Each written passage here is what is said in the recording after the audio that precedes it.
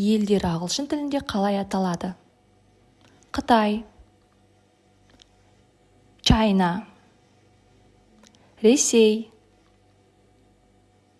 Russia, ақш, USA, Жапония, Japan, Франция, France, Германия, Germany, Ұлыбритания,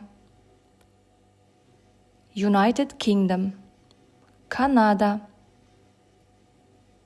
Canada, Венгрия, Hungary, Греция, Greece. Қанша сұраққа дұрыс жауап бердің, комментке жаз.